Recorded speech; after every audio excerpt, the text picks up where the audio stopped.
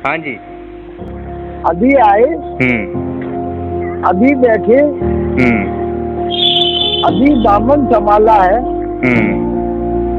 तुम्हारी चलो चलो ने हमारा दम निकाला। अरे अरे अरे वाह वाह वाह, ठीक है बात। अरे बहुत बढ़िया, क्या बात है, क्या बात है।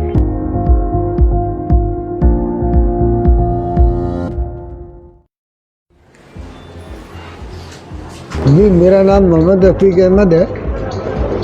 मैं पगड़ी का काम करता हूँ। मैंने अपने पिताजी हमजादुल्लाह से सीखी थी। स्वर्गीय हमजादुल्लाह रहे नहीं, मेरे दादाजी हफीजुल्लाह, अमीरुल्लाह, करीमुल्लाह ये महल में सर्विस करते थे, पगड़ी बनाते थे। माधव महाराज फर्स्ट उज्जैन से लेके आए थे हमारे पूर्वजों को। हम आज तक इस राजघराने के यहाँ सर्विस कर रहे हैं। हमारी पगड़ी शहर देश में कई राजा महाराजाओं के यहाँ जाती है, बन के ऑर्डर दे देते हैं, बना के देते हैं हम। दूसरा, बाबा महाकाल उज्जैन पे भी हमारी पगड़ी हर साल के साल जाती है। यशोदा राजे सिंधिया हर साल 2 पगड़ियाँ नई बनवा के भिजवाती है उज्जैन बाबा महाकाल पे।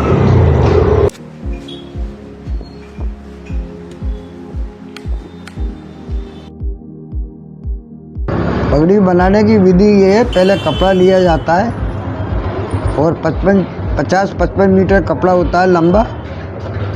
उसको जो है ना रंगा जाता है गर्म पानी द्वारा। उसके बाद में उसको रंगने के बाद उसको रंग दे के सुखाया जाता है। सुखाने के बाद में जब वो सूख जाता है तो उसके बाद में फिर फर्मे पे बनाया जाएगा। ये पगड़ी के अंदर जो रंग लगाती है वो जो है ना तो केमिकल द्वारा के नहीं होते, वो सादा रहती है, जिससे कि किसी के अंग को जो है ना परेशानी ना हो, मस्तक में कोई दाने ना पड़े, राजा महाराजाओं के पहनने में तकलीफ ना हो। इस वजह से वो हम कोई केमिकल द्वारा वाला रंग पसंद ही नहीं करते, ना लगाते।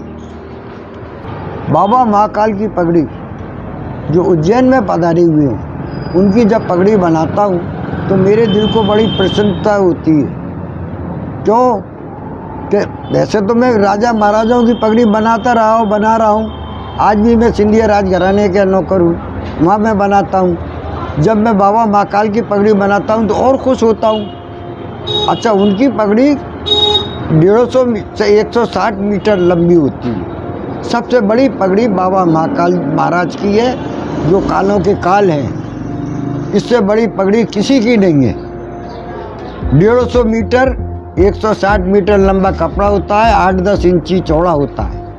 उस कपड़े की बनती है, उसमें समय लग जाता है, 1 हफ्ते का मामूली समय लगता है। जब वो पगड़ी, क्योंकि बड़ी पगड़ी होती है, काफ़ी समय लगता है। जब मैं बनाता हूँ तो बड़ा खुश होता हूँ कि मैं बाबा महाकाल जी की पगड़ी बना रहा हूँ। और मेरा नाम मोहम्मद रफ़ीक अहमद है और काम मैं इन लोगों का काम कर रहा हूँ। और ज़्यादा प्रसन्न हो जाता हूँ मैं तो, और ज़्यादा खुशी होती है कि आज मैं इतना बड़ा भविष्य में, भाई मैं का छोटा सा वो और इतने बड़े उनका काम, भाई राजा महाराजा तो हर इंसान कर लेता है, मगर उनका करके और मेरे को खुशी होती है।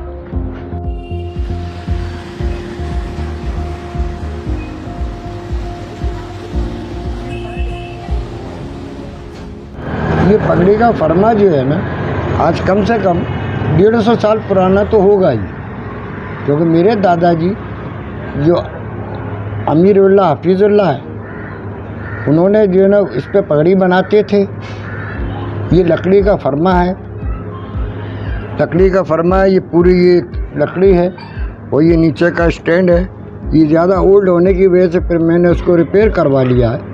इसको मेरे दादाजी ने भी यूज़ किया, मेरे पिताजी ने भी यूज़ किया और मैं भी यूज़ कर रहा हूँ।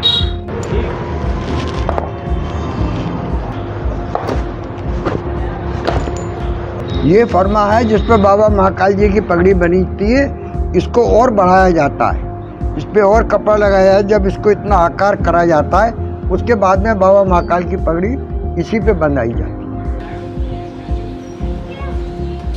ये तो एक तरीके से अनमोल चीज़ें हैं, चाहे वो पगड़ी हो, चाहे वो किसी का फरमा हो, वो अनमोल होता है। पगड़ी भी एक अनमोल है, उसकी कोई रेट नहीं होती।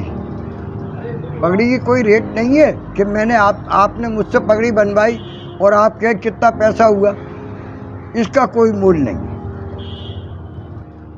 ये तो एक ऐसा वो है जैसे कि राज तिलक हुआ करते थे ना, तो राज तिलक में मुकुट पहनाई जाती थी, तो मुकुट की जगह अब आजकल पगड़ी चलती है।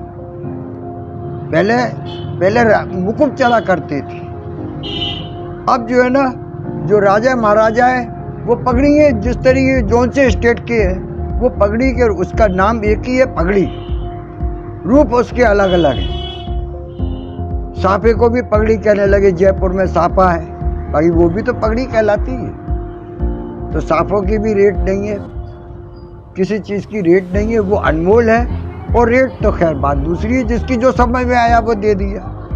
अनमोल चीज़ें होती हैं इसमें जो है ना, तो मैं बस ये समझ लीजिए कि अपना मेरा परिवार का खर्चा ही निकल पाता है, आगे मैं कोई काम नहीं कर पाता। इतना कोई वो नहीं है जिसमें कि उसका सभी खर्चा निकल जाए, क्या इतना नहीं है उसमें।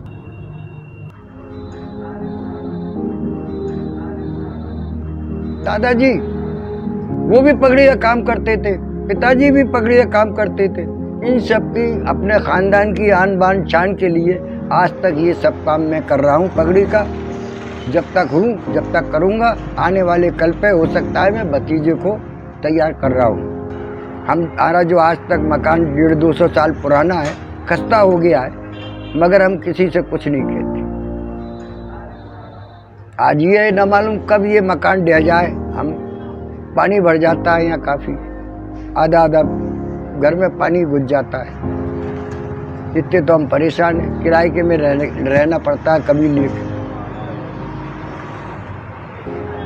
हमने कभी किसी से मांग न करी।